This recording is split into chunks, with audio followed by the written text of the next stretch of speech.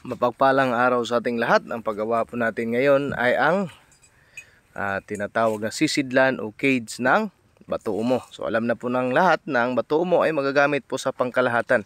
Magagamit po siya sa depensa, gamutan at pangpaswerte. Ngayon po focus tayo sa gagawin nating cage. Kung napapansin nyo po, gamit po natin ay cable wire o copper wire. Siyempre, para tipid ng kaunti. Pero limit sa kaalaman ng lahat, yan po isa sa sekreto ng mga nauna pa sa atin na nakapagturo sa atin sa larangang espiritual, lalo na sa panggagamot at pag-aanting.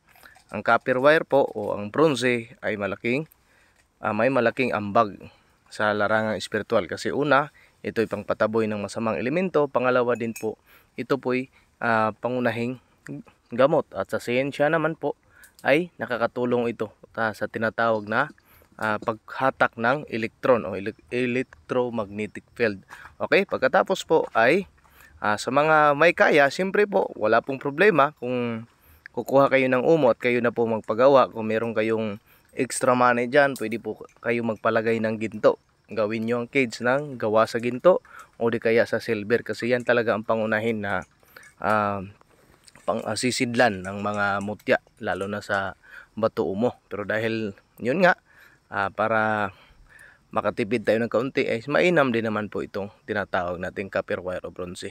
So napapansin nyo po is a spiral circle po ang ating ginawa, kasi yun nga, totoo nga na ang mundo ay pabilog.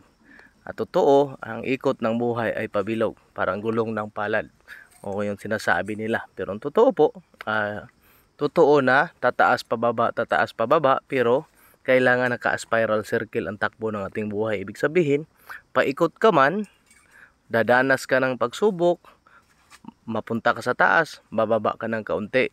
Punta ka sa taas, baba ka ng kaunti.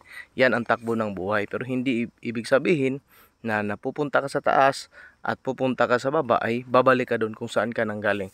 Kasi lahat po ng ating experience ay naging pundasyon natin, kaya hindi na tayo babalik pa doon. So yan po ang ano natin, no? So, isa din sa larangang espiritual, ang spiral circle po ay may malaking ambag po sa tinatawag na connection natin sa kalikasan. Again, isang mapagpalang panahon. Ito po itong paglingkod nyo, karunungan ng Diyos, Tenit Martial Arts. Maraming salamat at mapagpalang panahon po sa ating lahat.